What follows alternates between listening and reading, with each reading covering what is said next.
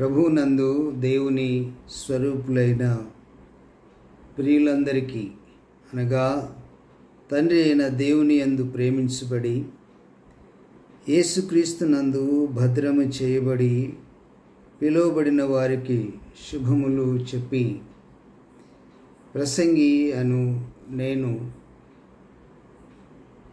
ఈ మీడియా ద్వారా ఈ చివరి దినాలలో క్రైస్తవ లోకానికి అత్యంత అమూల్యమైనటువంటి అంశాలను పరిశుద్ధ గ్రంథంలో నుండి ఈ కడవరి దినాలలో మీతో ఈ దేవుని మాటలు పంచుకోవాలని ప్రేరేపించబడి ఒక ప్రమాదకరమైనటువంటి హెడ్లైన్స్తో మరి ఈ వీడియోను మీ ముందుకు తీసుకొని వస్తున్నాను. నేటి క్రైస్తవ సంఘాలలో మార్గము తప్పి తిరుగుచున్నటువంటి చుక్కలు, అలాగే యెజబెలు ఆత్మ కలిగినటువంటి స్త్రీలు, ఇంకా అనేకమైనటువంటి ప్రమాదకరమైనటువంటి వ్యక్తులను గురించి అనగా క్రీస్తు సంఘాలను పాడు చేయుచున్నటువంటి మరి దేవుని వాక్యములో చెప్పబడినటువంటి రకరకాలైనటువంటి వ్యక్తులను గురించి ఈ సమయంలో మరి ఈ శీర్షిక ద్వారా మీ ముందుకు వస్తూ ఉన్నాను ప్రియులారా. ఇవి అత్యంత అమూల్యమైనటువంటివి. ప్రతి విశ్వాసి, ప్రతి బోధకుడు, ప్రతి క్రైస్తవుడు తప్పనిసరిగా ఈ విషయాలను ఆలోచించి అతి శీఘ్రముగా ఏర్పాటు కాబోతున్నటువంటి దేవుని రాజ్యములో ప్రవేశించాలనేటటువంటి కోరికతో ప్రభువు నా మీద ఉంచినటువంటి భారమును దృష్టిలో పెట్టుకొని ఈ అంశాలు మీ ముందుకు తీసుకొని వస్తూ ఉన్నాను. ప్రియులారా, మనము కడవరి దినాలలో ఉన్నాం. అంటే మన ప్రభువును రాజాది రాజు అయినటువంటి యేసుక్రీస్తు వారు ఈ భూలోకములో తన రాజ్యాన్ని ప్రారంభించబోయేటటువంటి కాలములో మనము ఉన్నాం. పరిశుద్ధ గ్రంథాన్ని జాగ్రత్తగా పరిశీలించినట్లయితే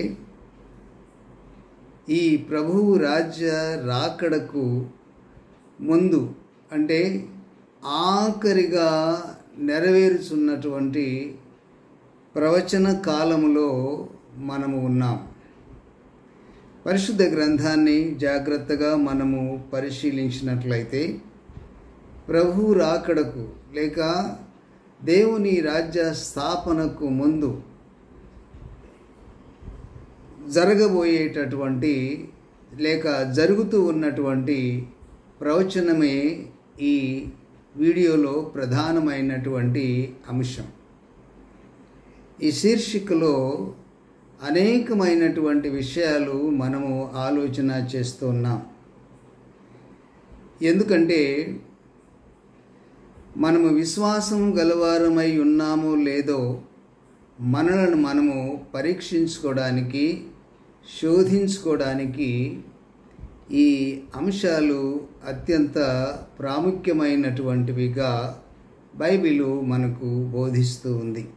కాబట్టి వినుచున్నటువంటి ప్రియులైన మీరందరూ కూడా మరి ఈ సమయంలో నేను మీతో పంచుకోబోయేటటువంటి లేక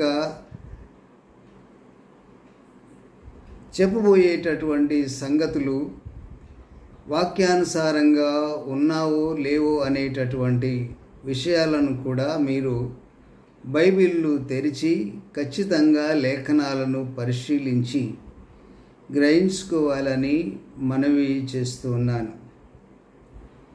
వాక్యానుసారంగానే ఈ అంశాన్ని మీ ముందుకు తీసుకొని వస్తూ ఉన్నాను ప్రియులారా. బైబిల్ మనకు అనుగ్రహించబడినటువంటి పరిశుద్ధ గ్రంథం. దీని పొందికలో మనము జాగ్రత్తగా గమనించినట్లయితే నేను ప్రస్తావించినటువంటి ఈ శీర్షికకు మరి ఆఖరి గ్రంథమైనటువంటి ప్రకటన గ్రంథానికి ముందు ఉండేటటువంటి పుస్తకము పత్రిక యూదా పత్రిక. ఆ పత్రిక అంతటినీ మనము జాగ్రత్తగా పరిశీలించినట్లయితే మరి సంఘాలను పాడు చేసేటటువంటి నక్కలు, కుంట నక్కలు, అబద్ధ ప్రవక్తలు, అప్రమాణికమైనటువంటి బోధలు, శరీర సంబంధమైనటువంటి అంశాల మీద దృష్టి ఉంచి దేవుని సంఘాలను పాడు చేసేటటువంటి వ్యక్తులను గురించినటువంటి విషయాన్ని మనము ప్రకటన గ్రంథానికి ముందు ఉండేటటువంటి పుస్తకమైనటువంటి యూదా పత్రికలో మనము చూస్తాం. యేసుక్రీస్తు వారు ఈ లోకంలో ఉన్నప్పుడు ఆయన యెరూషలేము దేవాలయాన్ని గురించినటువంటి ప్రస్తావన శిష్యులు ఆయన దగ్గర ప్రస్తావించినప్పుడు, మీరు చూస్తున్నటువంటి కట్టడములలో రాతి మీద రాయి ఒకటైనను నిలబడకుండా పడద్రోయబడుతుందని చెప్పినటువంటి ఆ మాట వారు విన్నప్పుడు, ఇది ప్రభువు రాకడకు సంబంధించినటువంటి అంశమై ఉంటుంది. ఈ సంఘటన జరగాలి అని అంటే ఆయన చెప్పినటువంటి మాటను బట్టి ఇది యుగాంతానికి లేక కాలాంతానికి తరము యొక్క అంతమునకు సంబంధించినటువంటి మరి సంఘటన జరుగుతేనే కానీ ఈ ప్రవచనము నెరవేరుదని వారు గుర్తించి, ఇవి ఎప్పుడు జరుగుతాయి, నీ రాకడకును ఈ యుగ సమాప్తికిని సూచనలు ఏవి అని అడిగారన్నమాట. వారిని ఈ ప్రశ్న వేయడానికి ప్రేరణ కలిగించినటువంటి ప్రవచనం ఏమిటంటే, రాతి మీద రాయి ఒకటైనను నిలబడకుండా పడద్రోయబడుతాయి అనేటటువంటి మాట. ఆ ప్రవచనమే నీ రాకడకును ఈ యుగ సమాప్తికిని సూచనలు ఏవి అని అడిగేటటువంటి ఆలోచనను వారికి కలిగించినట్లుగా మనము చూస్తాం. ఇప్పుడు ఆ ప్రవచనము మన కాలంలో నెరవేరబోతున్నట్లుగా మనము ప్రస్తుతము ప్రపంచంలో జరుగుతున్నటువంటి పరిస్థితులను బట్టి గ్రహించుకోగలుగుతాం. అంటే సొలొమోను మహారాజు కట్టించినటువంటి లేక ఆ పరిశుద్ధ గ్రంథంలో నిర్మించబడినటువంటి ఆ ఆలయం యొక్క కట్టడంలో రాతి మీద రాయి ఒకటైనను నిలబడకుండా పడద్రోయబడుతుంది అనేటటువంటి ప్రవచనము, అది అతి శీఘ్రముగా జరగబోయేటటువంటి కాలంలో మనమున్నాం. చాలామంది ఈ ప్రవచనము నెరవేరిపోయింది అని అనుకుంటూ ఉంటారు. ఎందుకోసమంటే మరి క్రీస్తు శకములోనే యెరూషలేము మరి నగరము పాడైపోవడము, అది కొలాప్స్ అయిపోయినటువంటి విషయాన్ని దృష్టిలో పెట్టుకొని ఈ ప్రవచనము జరిగిపోయిందని అందరూ అనుకుంటూ ఉంటారు. కానీ బైబిల్ను జాగ్రత్తగా మనం పరిశీలించినట్లయితే ఒక అక్షరము కానీ, ఒక సున్న కానీ, ఒక పొల్లు కానీ తప్పిపోదు అనే మాటను మనం బైబిల్లో చూస్తాం.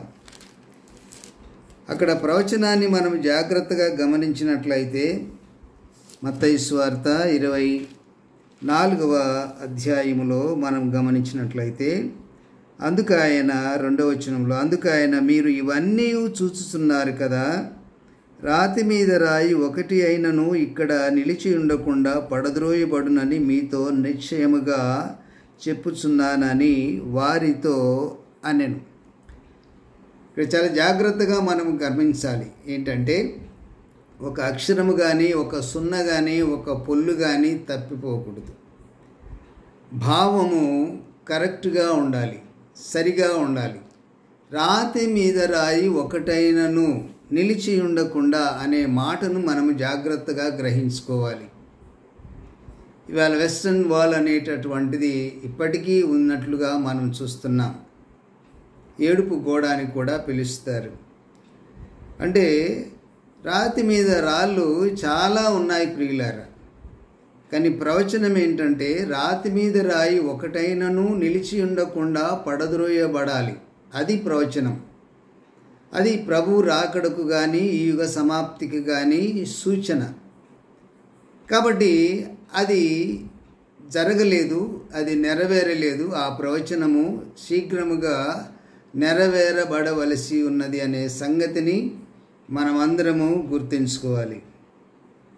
ఇకపోతే బైబిల్ పొందికను మనం జాగ్రత్తగా గమనించినట్లయితే యేసుక్రీస్తు వారు ఈ లోకములో ఉన్నప్పుడు ఆయన పరిచర్య చేస్తూ ఉన్నటువంటి కాలములో ఆఖరిసారి యెరూషలేమును విజిట్ చేసినప్పుడు, లేక ఆఖరిసారి యెరూషలేమునకు వచ్చినప్పుడు జరిగినటువంటి సందర్భాన్ని మనము గమనించినట్లయితే ఆయన డైరెక్ట్గా దేవాలయంలోనికి వెళ్తాడు.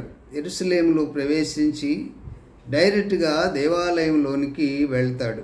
వెళ్ళినప్పుడు మనకు అక్కడ సందర్భము, అక్కడ పరిస్థితులన్నీ చూస్తాం. ఏమిటంటే ఆ దేవాలయం అంతా కూడా అది ప్రార్థనా మందిరముగా నిర్మించబడినటువంటి ఆ ఆలయము అది ఒక వ్యాపార కేంద్రముగా యేసుక్రీస్తు వారు చూసి అందరి మీద కోపపడి అక్కడ క్రయ విక్రయములు చేయుచున్నటువంటి వారిని వెళ్ళగొట్టి మరి ఆ షాపులన్నిటిని కూడా పావురాలు అమ్మేవారిని, మరి రకరకాలైనటువంటి పూజ పదార్థాలను, ఆరాధనకు సంబంధించినటువంటి అంశాలను అమ్మేటటువంటి వారి కొట్లన్నిటిని కూడా ఆయన పడద్రోయటము మనము చూస్తాం. అంటే ప్రభువు రాకడకు ముందు ప్రపంచంలో పరిస్థితి క్రైస్తవ్యం ఎలాగుంటుందంటే వ్యాపారముగా ఉంటుందన్నమాట. ఇవాళ మరి క్రైస్తవ్యములో మనము గమనించినట్లయితే ప్రియులారా, నేను ఎవరిని విమర్శించట్లేదు, వాక్యాన్ని మనము పరిశీలించుకుంటున్నాం. ఇవాళ ప్రసంగాలకు రేట్లు చెప్తున్నారు. కొంతమందికి ఒక్కొక్క ప్రసంగానికి ఇన్ని వేలు అని డిమాండ్ కూడా చేస్తున్నారు.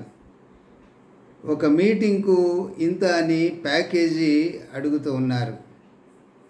ఇక వాక్యాలను రకరకాలైనటువంటి రూపురేఖలతో వాటిని ప్రింట్ చేసో అనేక రకాలుగా అమ్ముకోవడాలు కూడా మనము చూస్తున్నాం. అన్నీ అమ్మబడుతున్నాయి.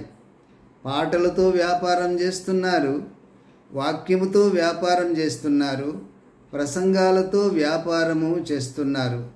కొందరికైతే ఒక్కొక్క ప్రసంగానికి 50,000, 40,000, ఒక్కొక్క మీటింగ్కు ఇన్ని లక్షలు, ఇలాగా రకరకాలుగా మనము చూస్తూ ఉన్నాం ప్రియులారా.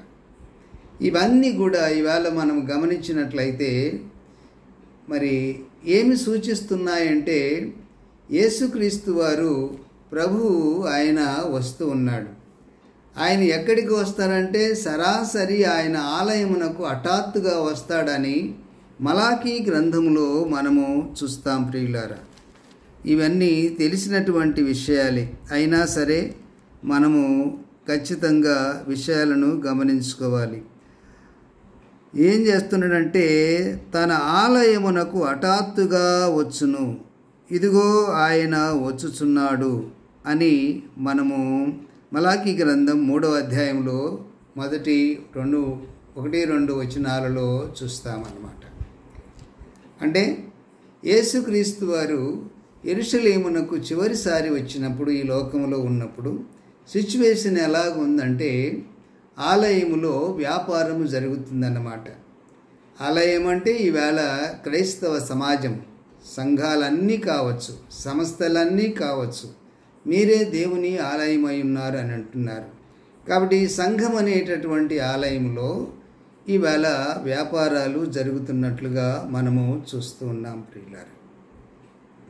ఇంకా కొద్దిగా జాగ్రత్తగా మనము 24వ అధ్యాయాన్ని మనం పరిశీలించినట్లయితే, మరి ప్రభువు రాకడకు ముందు అంటే చివరిగా జరుగుతున్నటువంటి ప్రవచనం ఏంటంటే ఖచ్చితంగా అబద్ధ బోధే అనేటటువంటి విషయాన్ని మనం చూస్తాము. చాలా ప్రవచనాలు ఉన్నాయి, అవన్నీ కూడా జరుగుతున్నాయి ప్రియులారా, జరిగినవి జరుగుతూ ఉన్నాయి. అయితే చివరి ప్రవచనం ఏంటంటే అబద్ధ బోధ. ఇది మరి శ్రమకాలంలో అత్యంత ప్రమాదకరమైనటువంటి శ్రమ అన్నమాట. అప్రమాణికమైనటువంటి బోధకు గురి అయి యుగయుగములు అగ్నిగంధకములతో మండేటటువంటి గుండములో పడేటటువంటి శ్రమ కంటే గొప్ప శ్రమ ఏముంటుందండి? లోకారంభం నుండి ఇప్పటి వరకు అటువంటి శ్రమలు ఎప్పుడూ కలగలేదు, ఇక ముందు ఎన్నడూ కూడా కలగబోవు అని వ్రాయబడి ఉంటుందన్నమాట. అంటే రాబోయే రెండవ మరణానికి సంబంధించినటువంటి అంశమే అని మీరు అనుకున్న ప్రియులారా, మరి ఈ ప్రవచనములో ఈ అంశము నిక్షిప్తముగా ఉన్నట్లుగా మనము చూస్తాం, మనం అర్థం చేసుకోగలుగుతాం. చూడండి, ఆ దినముల శ్రమ ముగిసిన వెంటనే సూర్యుడు చీకటి కమ్మును. ఏ దినములు అని మనము గమనించినట్లయితే మనం పై వచనాలు చూస్తే దీనికంటే ముందున్నటువంటి అంశం ఏంటంటే ప్రియులారా, అబద్ధపు క్రీస్తులను అబద్ధపు ప్రవక్తలను వచ్చి సాధ్యమైతే ఏర్పరచబడిన వారిని సైతము మోసపరచుటకై గొప్ప సూచక క్రియలను మాత్కార్యములను కనపరిచెదరు. ఇదిగో ముందుగా నేను మీతో చెప్పి ఉన్నాను కాబట్టి ఎవరైనాను ఇదిగో అరణ్యములో ఉన్నాడని మీతో చెప్పినను వెళ్ళకుడి, ఇదిగో లోపల గదిలో ఉన్నాడని చెప్పినను వెళ్ళకుడి. మెరుపు తూర్పున పుట్టి పడమటి వరకు ఎలాగూ కనబడునో అలాగే మనుష్య కుమారుని రాకడయు ఉండును. ఇదిగో ఇక్కడ చెప్తున్నాడు చూడండి, పీనుగు ఎక్కడ ఉన్నదో అక్కడ గద్దలు పోగవును అనేటటువంటి ప్రవచనం. ఇది అయిన వెంటనే ప్రభువు రాకడ జరిగేటటువంటి విషయం కింద ప్రస్తావించబడినట్లుగా మనము చూస్తాం. ఏంటి ఇందులో ఉన్నటువంటి విషయం? పీనుగు ఎక్కడ ఉన్నదో గద్దలు అక్కడ పోగవును అనేటటువంటి ఆ మాటలో సంఘాన్ని ఈ వచనాన్ని సంఘానికి ఎలాగా మనము పోల్చుకోవాలి? క్రైస్తవ సమాజానికి, క్రీస్తు సంఘాలకు లేక క్రైస్తవ సంఘాలకు ఈ ప్రవచనాన్ని ఏ విధముగా మనం పోల్చుకోగలుగుతాము అనే విషయము చెప్పక్కర్లేదు, చాలా సులువైనటువంటి అంశమే. ఇక్కడ ఏంటంటే ప్రాస్పరస్ మెసేజెస్ లేక బాహ్య సంబంధమైన శరీర సంబంధమైనటువంటి అవసరాల కోసమై వాక్యాన్ని లేక ప్రసంగాలను చేసేటటువంటి పరిస్థితులు, శరీర అవసరాల కోసమై దేవుని యొద్దకు వచ్చేటటువంటి పరిస్థితి, పీనుగు గద్దలకు ఆహారం మనందరికీ తెలిసినటువంటి విషయమే.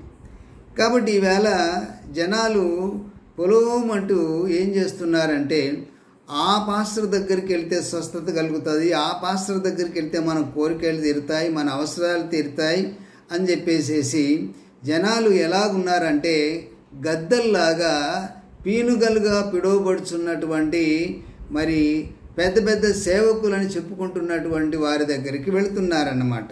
నేను మరలా చెప్తున్నాను ప్రియులారా, ఎవరిని నేను విమర్శించట్లేదు, వాక్యమును మాట్లాడుతూ ఉన్నానన్నమాట. అంటే ఇక్కడ ఎలాగైనా పోల్చుకోవచ్చు. ఇక్కడ పాస్టర్లను బోధకులను విశ్వాసులను ఏ రకంగానైనా పోల్చుకోవచ్చు అన్నమాట. అంటే మరి బోధకులు గద్దలు కావచ్చు, పీనుగలు కావచ్చు, విశ్వాసులు గద్దలు కావచ్చు, పీనుగలు కావచ్చు. వారి వారి ఆశయాలను బట్టి, వారి కోరికలను బట్టి మనం ఈ విషయాన్ని అర్థం చేసుకోగలుగుతామన్నమాట. ఖచ్చితంగా ఆహారం కోసమై పీనుగుల దగ్గరికి గద్దలు వాలినట్లుగా ఈవేళ శరీర సంబంధమైనటువంటి అవసరాల కోసం అబద్ధ బోధకుల దగ్గరికి అనేకులు వెళుతున్నారన్నమాట. తమను ఎంతో కష్టపడి కని పెంచినటువంటి చిన్న చిన్న పాస్టర్లను కూడా విడిచిపెట్టి మరి అప్పులు చేసో రకరకాలుగా మరి ఇలాంటి పరిస్థితులను మనము గమనిస్తూ ఉన్నాం ప్రియులారా. కాబట్టి ప్రభువు రాకడకు ముందు జరిగేటటువంటి ప్రవచనం ఏంటంటే ఈ అబద్ధ బోధ. ఇక అబద్ధపు క్రీస్తులు రకరకాలైనటువంటి పేర్లతో, రకరకాలైనటువంటి నామరూపాలతో ఈ లోకములో మరి ఎంతోమంది నేనే క్రీస్తునని, నేనే పలాని దూతనని చెప్పుకోవడాలు మనం చూస్తాం. అవన్నీ క్రమముగా ఈ శీర్షికలో నేను మీతో మాట్లాడబోతున్నాను. ఏ ఒక్క విషయము వాక్యాధారం లేకుండా నేను మాట్లాడను ప్రియులారా. ప్రతి అంశము వాక్యాధారంతోనే మాట్లాడుతున్నాను. ఎందుకోసం అంటే అప్రమాణికమైనటువంటి విశ్వాసముతో మనము దేవుని బిడ్డలమని ఒకవేళ భ్రమపడితే రేపు ఆయన వచ్చినప్పుడు అక్రమము చేయువారులారా మీరెవరో నాకు తెలియదు, నా యొద్ద నుండి పొండి అని అంటాడన్నమాట. పైగా వీళ్ళంతా సామాన్యమైన విశ్వాసులు కాదండి. అలాగ అనిపించుకున్నటువంటి వాళ్ళందరూ ఎవరంటే పెద్ద పెద్ద అద్భుతాలు చేసిన వాళ్ళు, సూచక్రియలు చేసిన వాళ్ళు, భాషలు మాట్లాడిన వారు, గొప్ప గొప్ప కార్యాలు, దయ్యాలు వెళ్ళగొట్టినటువంటి వాళ్ళు, అంటే పాస్టర్లేనన్నమాట. అంత పెద్ద పెద్ద పాస్టర్లు అన్నమాట అండి. వాళ్ళతో అంటున్నాడు. పైగా వాళ్ళు సగం కంటే ఎక్కువ మంది ఉన్నారు. అనేకులు ఆ దినమున అనేకులు వచ్చి, ఆ వచ్చినటువంటి అనేకులందరూ కూడా విశ్వాసులు మాత్రమే కాదండి ప్రియులారా. విశ్వాసులు మాత్రం కాదు, వాళ్ళందరూ ఎవరయ్యా అంటే ఖచ్చితంగా అద్భుతాలు చేసినటువంటి వారు, మహత్కార్యాలు చేసినటువంటి వారు, దయ్యాలు వెళ్ళగొట్టినటువంటి వారు, భాషలు మాట్లాడినటువంటి వారు అని మనం క్లియర్గా అక్కడ చూస్తున్నాం అన్నమాట. మరి పాస్టర్లే అంతమందితో మీరెవరో నాకు తెలియదు అని అన్నాడంటే వాళ్ళను నమ్ముకున్నటువంటి వారి పరిస్థితి ఏంటి? కాబట్టి ప్రియులారా, ఎవరు ఏది చెప్తే దాన్ని వినడానికి మనమేమి అమాయకులము కాదు. మనమందరం ఖచ్చితంగా లేఖనాలను పరిశీలించాలి. బైబిల్లో మరి ఎంతో జ్ఞానవంతులైనటువంటి పౌలు, శీలా ఇలాంటి భక్తులే వాక్యం చెప్తే వారు చెప్పినటువంటి వాక్యము మరి దేవుని లేఖనాలకు, ధర్మశాస్త్రానికి సరిపోతుందో లేదోనని చెప్పేసి ప్రతిరోజు వారి వాక్యాలను పరిశీలించినట్లుగా బెరియా సంఘస్థులను గురించినటువంటి సాక్ష్యము మనము వింటూ ఉన్నాం. కాబట్టి ప్రియులారా, ఈ విషయాలు ఈ శీర్షికలో మరి ఈ అంశాలు ఇంట్రడక్షన్గా నేను మీతో మాట్లాడుతున్నాను. కంటిన్యూగా ప్రతిరోజు ఒక వీడియో ఈ అంశం మీద నేను అప్లోడ్ చేయబోతున్నాను. దయచేసి అందరూ ఫాలో అవ్వగలరు, పైగా మరి దీవించబడగలరు అనేటటువంటి ఆశతో, భారముతో ఈ సంగతిని మీ ముందుకు నేను తీసుకొని వస్తూ ఉన్నాను ప్రియులారా. ఇకపోతే ప్రకటన గ్రంథాన్ని కూడా మనం అలాగే చూసుకున్నాం.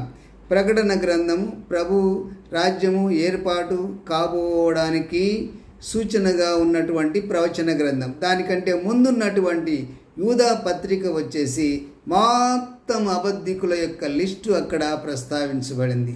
పైగా వాళ్ళు పూర్వమందే సూచించబడ్డారు, వాళ్ళు పూర్వమందే వ్రాయబడినటువంటి వారు అని మనం అక్కడ గమనించగలుగుతున్నాం. కాబట్టి కడవరి దినాలలో మరి ప్రభువు రాకడ సమయాలలో సంఘంలో మరి అభ్యంతరాలు కలిగించేటటువంటి మరి వ్యక్తులను గురించి, లేకపోతే వారిని గురించి పరిశుద్ధ గ్రంథములో మరి జంతువులుగా రకరకాలైనటువంటి పేర్లతో దేవుడు పిలిచినట్లుగా, హెచ్చరించినట్లుగా మనం చూస్తాం. పరమగీతములో మరి సంఘాలను పాడు చేసేటటువంటి, ద్రాక్ష తోటను పాడు చేసేటటువంటి నక్కలను దయచేసి గుంట నక్కలను పట్టుకోండి అని అంటాడన్నమాట. ఆ తర్వాత మరి ఈ దుర్బోధకు సంబంధించినటువంటి అంశము క్యాన్సర్తో కూడా పోల్చబడింది, కొరుకుడు పుండుతో పోల్చబడింది అన్నమాట. ఇంకా దయ్యముల బోధ అని పోల్చబడింది, భ్రమపరుచు ఆత్మలు అనేటటువంటి మాటలు మనం చూస్తాం. అనేకులైనటువంటి అబద్ధ ప్రవక్తలు, అనేకులండి అంటే మోర్ దెన్ 50% అని మనం చూస్తాం. తోడేళ్ళు అని చెప్పబడింది ప్రియులారా, కుక్కలు అని కూడా చెప్పబడింది. చాలా భయంకరమైనటువంటి సంగతులు. మరి ఈ సమయంలో మార్గము తప్పి తిరిగేటటువంటి చుక్కలు, ఇవి చాలా ప్రమాదకరమైనటువంటివి. అంతేకాకుండా యెజబేలు లాంటి స్త్రీలు సంఘాలలో ఉన్నారు అని అంటాడు.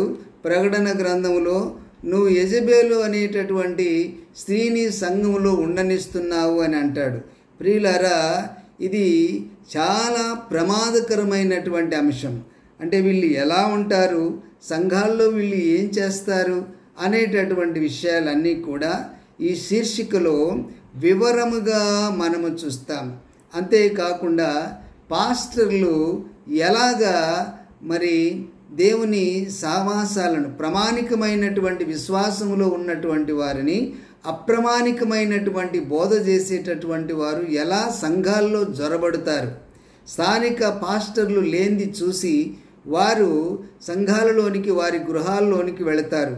పాపము విశ్వాసులు, ఈయన దేవుని సేవకుడు కదా, ఎవరైతే ఏముంది అందరు చెప్పేది అదే బైబిల్ కదా అని చెప్పేసి చాలామంది ఏం చేస్తారంటే, మీరు పాస్టరా అంటే అవునంటే రండి అని చెప్పేసి ఇంట్లోకి పిలిపించుకొని వాక్యం చెప్పించుకొని ఏదో వాళ్ళకు తోచినటువంటిది మరి ఇచ్చి పంపడాలు అనేటటువంటివి జరుగుతాయి. కానీ వారు అంతటితో ఊరుకోరు.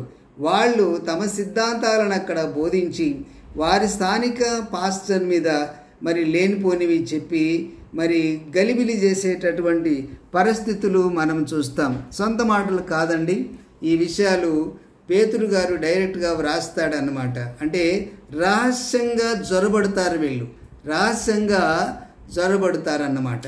ఈ విషయాలు చాలా ప్రాముఖ్యమైనటువంటి సంగతులు. ఎందుకు ఇలా చెప్పవలసి వచ్చేస్తుందంటే ప్రియులారా, ఈవేళ రకరకాలైనటువంటి సిద్ధాంతాలతో కూడినటువంటి మరి సంఘాలు ఉన్నాయన్నమాట. అంటే రక్షణ సంకల్పానికి సంబంధించినటువంటి ఉపదేశంలో మరి అనేకమైనటువంటి మార్పులు చేర్పులు చేసి మరి అప్రమాణికమైనటువంటి విశ్వాసమునకు గురి చేసేటటువంటి పరిస్థితులు కనిపిస్తూ ఉన్నాయి. అవి ఏంటి, అవి ఎలాగుంటాయి, దానికి సంబంధించినటువంటి వారు ఎలా బోధ చేస్తారు, వాళ్ళు ఎలాగా మరి ప్రజలను చెరుపుతారు, విశ్వాసులను చెరుపుతారు అనే సంగతులన్నీ కూడా ఆధారాలతో పరిశుద్ధ గ్రంథములో ఉన్నటువంటి వాక్యంతోనూ, తర్వాత వారి నిజ జీవితంలో యేసు ప్రభు వారు చెప్పారు, వారి ఫలములను బట్టి మీరు వారిని గుర్తించవచ్చు. అంటే వారి వ్యక్తిగతమైనటువంటి జీవితాలను కూడా మనం పరిశీలించాలి, ఖచ్చితంగా పరిశీలించాలి పిల్లారు. ఎంతోమంది నేనే క్రీస్తునని చెప్పుకొని, నేనే ఏలియానని చెప్పుకొని, లేకపోతే నేనే 7వ దూత పలికేటటువంటి దూతనని, ఇలాగా బూరనని రకరకాలుగా ఎంతోమంది ఈవేళ ప్రపంచంలో బయలుదేరారు. చాలామంది గతించిపోయారు అనుకోండి. అయితే అవన్నీ కూడా మనం గమనించవలసినటువంటి అవసరత ఖచ్చితంగా ఉన్నట్లు దేవుని వాక్యములో మనము చూస్తాం ప్రియులారా. కాబట్టి బోధలన్నీ ఒక రకంగా లేవు. రేపు యేసుక్రీస్తు వారు వచ్చేటప్పుడు ఏమి జరుగుతుంది, కరెక్ట్గా ఏం జరుగుతుంది, ఎలా వస్తాడు ఆయన, దీని విషయంలో కూడా అనేకమైనటువంటి భిన్నాభిప్రాయాలను మనం చూస్తాం. ప్రభు ఎలా వస్తాడు, కొందరేమో మరి లోకం మీదకి మహాశ్రమలు వచ్చేటప్పుడంట 7 సంవత్సరాలు మధ్యాకాశంలో ఉంటారని కొందరు బోధిస్తారు. కొందరేమో సంఘం భూమి మీదనే ఉంటుందని అంటారు. ఇలాగా ఏదైతే ఉందని మనం నమ్ముతాం, మనం ఏమైతే విత్తుతామో దాన్ని మనం కోస్తాం. యేసు ప్రభు వారు చాలా క్లియర్గా చెప్తారు, మీరు ఎలాగో వినుచున్నారో జాగ్రత్తగా చూసుకోండి. ఎందుకంటే మనము విన్నటువంటి దాన్నే రేపు మనం పొందబోతాం ప్రియులారా. మనం ఏదైతే విన్నామో, విన్నది కరెక్ట్గా జరిగితే అది మనకు దక్కుతుంది. లేకపోతే మనము విన్నటువంటిది రేపు జరగకపోతే మనమందరం కూడా నివేరపోవలసినటువంటి పరిస్థితి వస్తుంది. మార్కు సువార్త 4వ అధ్యాయంలో మనం ఒక విషయాన్ని చూస్తాం. చూడండి, 24వ వచనములో, మార్కు సువార్త 4వ అధ్యాయం 24వ వచనంలో ఏమంటాడంటే, మరియు ఆయన, మీరేమి వినుచున్నారో జాగ్రత్తగా చూసుకొనుడి, మీరెట్టి కొలతతో కొలుతురో మీకును అట్టి కొలతనే కొలవబడును, మరి ఎక్కువగా మీకు ఇయ్యబడును, కలిగిన వానికి ఇయ్యబడును, లేని వానికి కలిగినది వాని యొద్ద నుండి తీసివేయబడునని వారితో చెప్పాను. కాబట్టి ప్రియులారా, జాగ్రత్తగా మనము వినాలి. మనం వినేటటువంటి బోధ వాక్యానుసారంగా ఉందా లేదా అనేటటువంటి సంగతిని మనం గ్రహించుకోవాలి. యేసుక్రీస్తు వారు ఏమీ దాచుకోలేదు. అపోస్తలుడైనటువంటి పౌలు గారు కూడా ఆయనకు అనుగ్రహించబడినటువంటి దైవ మర్మం అంతా పూర్తిగా ఆయన వివరించాడు. ఏది దాచుకోకుండా తనకు అనుగ్రహించబడినటువంటిది అంతా కూడా పత్రికల్లో ఆయన ప్రస్తావించినట్లుగా మనం చూస్తాం. కాబట్టి ప్రియులారా, మనకు రహస్యమైనది ఏదీ లేదు, అన్ని వివరముగా ఉన్నాయి. రేపు ప్రభువు రాకడ ఎలా జరుగుతుంది, ఏ రకంగా జరుగుతుంది అనేటటువంటి సంగతులన్నీ కూడా వివరముగా ఉన్నాయి. ఈ విషయాలన్నీ కూడా ఈ శీర్షికలో మనము చాలా వివరముగా ఆలోచన చేసుకోబోతున్నాం. చాలా ఆశీర్వాదకరమైనటువంటి అంశము. అదే సమయంలో కూడా ఈ విషయాలు గమనిస్తున్నప్పుడు మనకు భయం కూడా కలుగుతుంది. ఎందుకోసం అంటే ఈ కడవరి దినాలలో ఈ అబద్ధ బోధ ఎంత భయంకరంగా ఉంటుందో, వారిని దేవుడు ఎలాగా పోల్చి చెప్పాడో, తోడేళ్ళు అని అంటాడు. తర్వాత అనేకమైనటువంటి పిలుపులతో, అనేకమైనటువంటి నామములతో, పేర్లతో వాళ్ళను పిలిచి హెచ్చరిక చేసినట్లుగా పరిశుద్ధ గ్రంథంలో మనము చూస్తాం. వీటన్నిటిని కూడా ఈ శీర్షికలో వివరముగా మనము ఆలోచన చేసుకోబోతున్నాం. కాబట్టి అందరూ జాగ్రత్తగా ఈ విషయాల మీద దృష్టి పెట్టాలని నేను ఈ కడవరి దినాలలో, ముఖ్యంగా ఇది అత్యంత ప్రాముఖ్యమైనటువంటి అంశము కాబట్టి ఈ శీర్షికను మొదలు పెట్టడము జరిగింది. ప్రియులారా, నా యూట్యూబ్ ఛానల్ వచ్చేసి యెహోషువ ప్రసంగి అని మీరు సెర్చ్ చేస్తే, గూగుల్లో కానీ యూట్యూబ్లో కానీ నా పేరు మీరు సెర్చ్ చేస్తే ఇప్పటికే అనేకమైనటువంటి అంశాల మీద ఎన్నో ప్రసంగాలు రికార్డ్ చేయబడి ఉన్నాయి ప్రియులారా. అంతేకాకుండా ప్రతి వారము సోమవారం నుండి శనివారం వరకు హెవెన్లీ వాయిస్ అనేటటువంటి పేరుతో, పరలోకపు స్వరం అనేటటువంటి పేరుతో జూమ్ లైవ్ టెలికాస్ట్ అనేది జరుగుతోంది. 7:30 నుండి సాయంకాలము 8:30 వరకు. యూట్యూబ్ కూడా అది రికార్డులో ఉంటుంది. దానికి కూడా మీరు జాయిన్ కావచ్చు. చాలా శ్రేష్టమైనటువంటి దైవజనుల ద్వారా ఆ కార్యక్రమాన్ని దేవుడు నిర్వర్తిస్తున్నాడు. ఎలీజా ప్రేయర్ ఫెలోషిప్ అనేటటువంటి ఈ సహవాసము నుండి. కాబట్టి మీరు ఆసక్తి కలిగినటువంటి వారు, నేను లింక్ మామూలుగా షేర్ చేస్తుంటున్నాను. ఫేస్బుక్లో కూడా పెడుతున్నాను. నా యొక్క స్టేటస్లో కూడా, వాట్సాప్ స్టేటస్లో, కొంతమంది గ్రూపుల్లో కూడా ఆ లింక్ కూడా నేను పెడుతున్నాను. మీరు అవకాశం ఉన్నటువంటి వారు జాయిన్ కావచ్చు. ఎందుకంటే అద్భుతమైనటువంటి సబ్జెక్టులు ఆ వేదికలో ప్రస్తావించబడుతున్నాయి. డిజిటల్ బైబిల్, పరిశుద్ధ గ్రంథంలో పొందుపరచబడినటువంటి విధానం ఎంత ఆశ్చర్యకరంగా ఉంటాయంటే, సంఖ్యలు, నంబర్లు, పేజీ నంబర్లు, వచనాలు ఖచ్చితంగా మ్యాచ్ అయిపోతుంటాయి అన్నమాట. ఆ అంకెలతో సహా సున్నా కానీ పొల్లు కానీ తప్పిపోదని చెప్పబడినటువంటి మాట ఆధారంతో దైవజనులు జీవరత్నమయ్య గారు, జీవరత్నం గారు హైదరాబాద్ నుండి డిజిటల్ బైబిల్ బోధిస్తారు ప్రతి బుధవారము. అలాగే బైబిల్ యొక్క చరిత్ర, పాత నిబంధన చరిత్ర, రాజులు, ప్రవక్తలు, ఏ రాజుల కాలంలో ఏ ప్రవక్తలు ఉన్నారు, ఇజ్రాయేలు రాజులు, యూదా రాజులు, వారి కాలములు ప్రవక్తలు, వీరి కాలంలో ప్రవక్తలు, చరిత్ర గ్రంథాలకు సంబంధించినటువంటి అంశం ప్రతి సోమవారము ప్రియులు సంతోష్ గారు మాట్లాడతారు.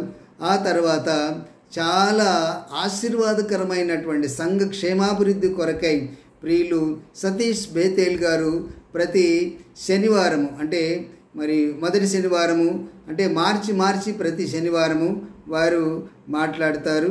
ఆ తర్వాత జనరల్గా అన్ని విషయాలను క్రోడీకరించుకొని చక్కని సువార్త సందేశాలు ప్రియులు ధనపతిరావు గారు అని మాట్లాడుతున్నారు హెవెన్లీ వాయిస్లో. ప్రతి గురువారము స్పెషల్గా ఒక మీటింగ్స్ ఉంటున్నాయి. ప్రతి మంగళవారం స్త్రీల కొరకు కూడా ఆ వేదికలో వర్తమానాలు అందించబడతాయి, ఏర్పాటు చేయబడినటువంటి బిడ్డల ద్వారా. కాబట్టి మీరు ఆసక్తి కలిగినటువంటి వారు డైరెక్ట్గా జాయిన్ అవ్వచ్చు, లేకపోతే యూట్యూబ్లో కూడా ఆ విషయాలను మీరు చూడవచ్చు. తర్వాత నేను ప్రతిరోజు కడవరి దినాలలో ఈ అబద్ధ బోధకులకు సంబంధించి, లేకపోతే మార్గము తప్పి తిరిగేటటువంటి చుక్కలకు సంబంధించి, యెజబేలు లాంటి ఆత్మ కలిగినటువంటి స్త్రీలు సంఘాల్లో ఎలాగ పనిచేస్తున్నారు, ఏ రీతిగా సంఘాలను వాళ్ళు పాడు చేస్తున్నారు, ఏ రీతిగా దైవజనులను వాళ్ళు మరి తప్పుదోవ పట్టిస్తున్నారు అనేటటువంటి విషయాలన్నీ కూడా మరి ప్రతిరోజు ఖచ్చితంగా ఒక వీడియోని నేను అప్లోడ్ చేస్తున్నాను. మీరందరూ ఫాలో అవుతారని నేను ఆశిస్తున్నాను.